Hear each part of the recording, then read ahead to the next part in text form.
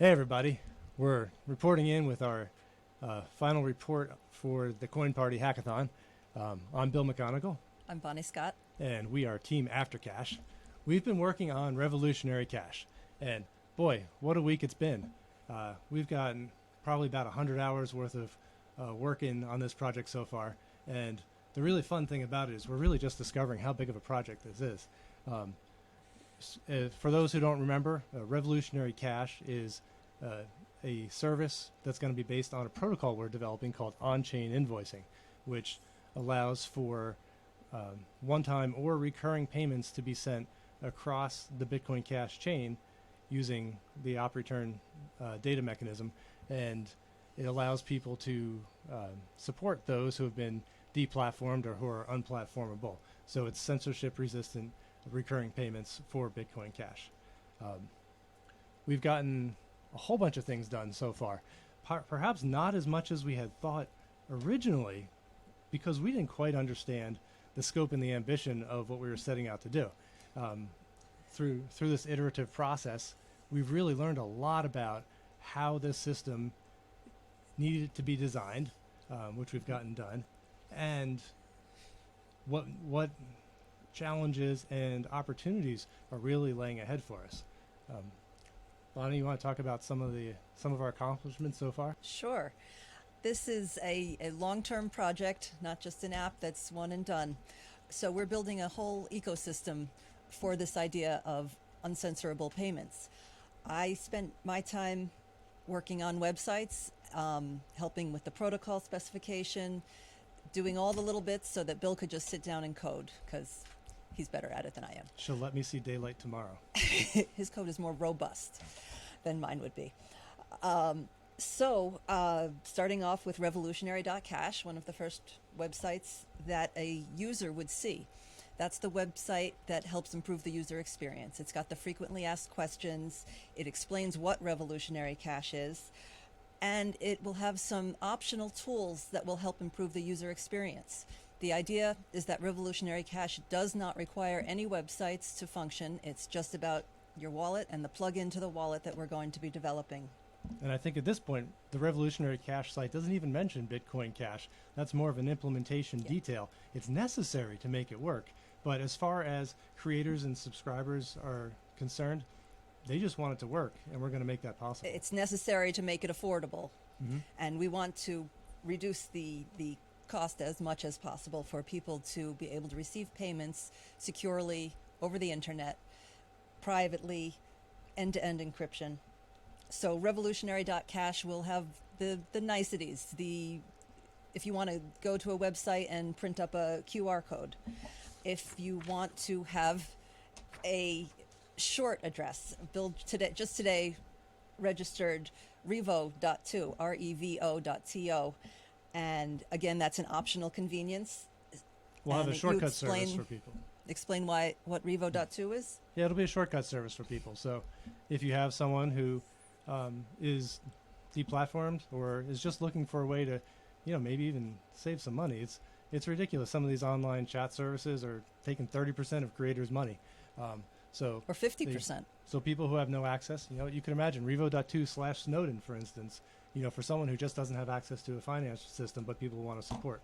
But the great thing about it is that the way this is architected, there's no incentive for anyone to come after Revolutionary.Cash, because if that website went away, it wouldn't affect the creators at all, except maybe a little bit of convenience, because this is truly a decentralized finance platform for creators, and they would just keep right on going. A little less convenience, but you're not going to impact the people that you don't like by coming after this service. You want to explain what the QR codes are for?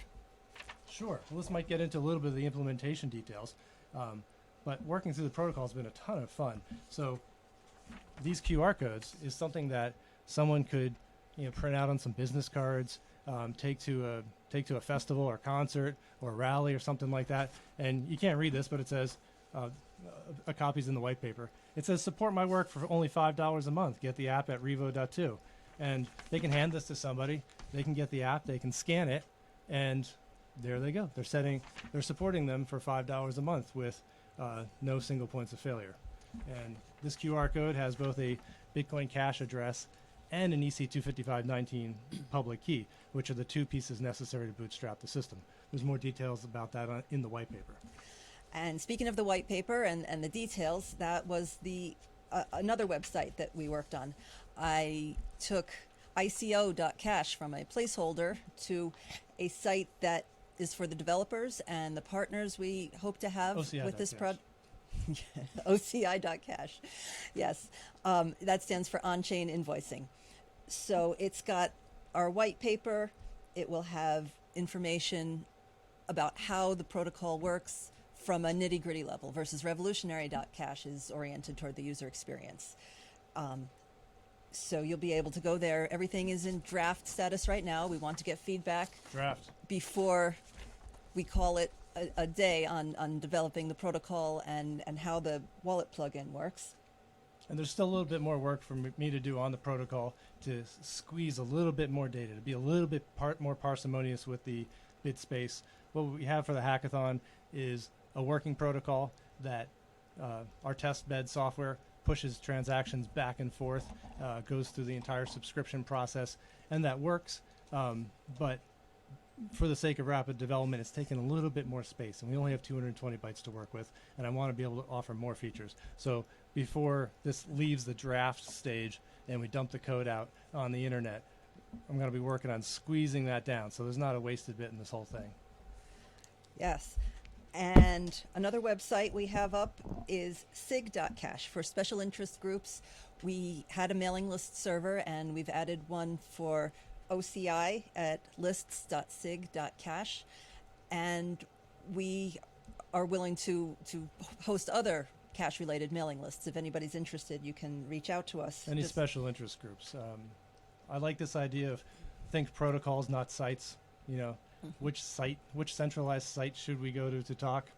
Let's use protocols. That's what they're for. And we had one other website that went from placeholder to linking to these three websites. We have after.cash. That is our business. That's a New Hampshire LLC that we started a while ago to cover all of our crypto-related ventures. So that links to sig.cash, Revolutionary.Cash, and OCI.Cash. And the mailing lists also mention that they are hosted by BFC Computing. That's our other business that our non-blockchain and crypto business comes from. So that's the big part of what I did, I guess, was working on all these websites, getting the information up there. There's still a little bit that needs to be shuffled around from one website to a different one. And our team ambassador to the CoinParty Slack. Yes. And graphic artist. My business background helped us get the invoicing just right. Oh yeah, Bonnie and I spent at least an entire day with stack of paper on the table and whiteboards, going back and forth, just really refining these the protocol, so we didn't miss a darn thing. Yep. And this version, the prototype that Bill's coded up is a one-time payment, but recurring payments, as long as the intervals are regular, will be a piece of cake and not add much load to the payload. Irregular intervals are a phase two. There's a recurring payment definition in the current system. We're not waiting for a month for all the transactions to go through. It's just accelerated for development purposes. Yes. And all of those definitions, the data specification, you'll find that on OCI.cash, on-chain invoicing. Okay. So should we talk about some of what's upcoming? Absolutely. So we originally thought that we were just going to bang out a protocol and get an Electron Cash plugin working, and it's mostly working. But what we found is that as we went, we really had to go back, keep refining the protocol, the cryptography, the key exchange, all that sort of thing. And it turns out that the protocol design is what drives everything from the message passing API to the network to the encryption types to the bit packing, all the way up to the user experience. So about halfway through the hackathon, we realized, hey, we've got the wrong goal in mind. We're by the end of the hackathon, we'll be 100 hours into a 1,000-hour project. And what's really important is to get this protocol nailed down. So our main deliverable out of the hackathon is a complete protocol, and we have The white paper. The white paper, and a completely working protocol. We still have some efficiency to add to it, and then the command line testbed at this point. Moving beyond that, we're going to finish the Electron.Cash plugin, update our documentation to get that data format really nailed down. I'm going to clean up my source code. It's a hackathon. There's not a ton of error checking and bounds checking in there. Going to get that up, release as a library. And the code will need some reviewing, auditing. Extra eyes are going to be very welcome. Going to be working on finalizing the URI format. It's an extension of the Bitcoin Cash URI scheme. I need to not use the pay to script hash type code, for instance. So things like that need to have a little bit of tweaking. And so then once we got that Electron.Cash plugin working, our next step is going to be going to the really most hard-hit creators, getting them onboarded. The people who have been deplatformed, who have no other option, they're our first target audience. So while we're working on getting those people going, we're also going to be doing things to improve the system, adding Tor support, adding neutrino support. We might look at I2C. We're going to have to be making marketing materials and do targeted outreach. Then we're going to be moving on to the mobile interface, because that's frankly what most people are going to want to use. We're going to try to work with wallet vendors. If there's no interest, we'll do a wallet. Rather not do that. Then another really important piece is what we're calling revolutionary recharges, which is where we need... for people who are mainly in fiat and don't have stacks of BCH lying around. Right, but we want them to always have enough to pay for their invoices. So we're going to work on automated systems, to top off your BCH. Let's see. More wallet generators, like these PDFs, so people can just do that automatically. They can use their short code to just get some. The invoice printing for more traditional businesses who want to use this system. Right. Getting the fiat exchange rate oracles baked into the system, so people can denominate. What do we have? How many currencies do we have for denominations in the spec? Oh, we use up most of the 256. So there's a few left for user-defined currency and a few left for future expansion. They're labeled. That's also on the website oci.cash. Yeah, and then getting a web wallet working is going to be really important for people who want to offer web services. So like I was saying earlier, some of these online chat systems are taking 30% from creators. That's insane. These people who say, we are the 99%, how about you keep the 99%? I think that's a better way to make a self-sustaining ecosystem. Looking at ZeroConf to make some of the initial handshakes faster, that would be great. And then starting to work with integrating with WooCommerce and WordPress in general, then other e-commerce platforms, moving on to custom business-to-business integrations, and possibly even white labeling some of this for corporations. You can imagine someone might want to have an app where you can just go in the store and just pay for something. It doesn't even look like Bitcoin Cash is an implementation detail. We're happy to have millions of transactions on the chain and nobody know about it. Nobody know what it is. And they don't need to know. They'll just know that it works. It's fast. It's cheap. That's what matters to the end users. That's right. And then doing some. We'd love to develop a JavaScript library that someone can just pop in their header, add a plugin to their favorite system, and just sort of get some of this zero friction DeFi stuff going, so people can just say, "Hey, I want to participate. Here's my thing. Put your code in, and then, okay, there you go. You've got decentralized payments." And cleaning up this white paper is the other thing on my list. So we're looking at probably a workload there of maybe 6 months worth of work. So we're going to keep plugging away. We're also going to be looking for ways to help fund this project, not just out of user fees at this point, because we got to get it up and running. Right. And then long term, for some of these systems, provide a service, take a 1% fee. This is the kind of thing that can actually be self-sustaining, have a business model that is pro-crypto, crypto first, and also, And that 1% fee would be optional. It's not built into the protocol that it's necessary. Oh, sure, just for value-added services, yeah. And but it's a way to keep a bunch of people working and employed, working on crypto solutions for real-world problems.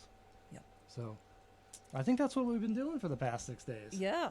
It's been busy. So we need a nap. Thank you to CoinParty. It's been a lot of fun. Yeah, and having the CoinParty hackathon was an excuse for us to sit down and really put our minds to this. And we discovered that a lot of things, we've been bantering the ideas back and forth for probably too long, but until we actually sat down, made the time. Had a week to set aside, get the kids off to the relatives, and focus on it. Yeah, and that really helped hone the mind.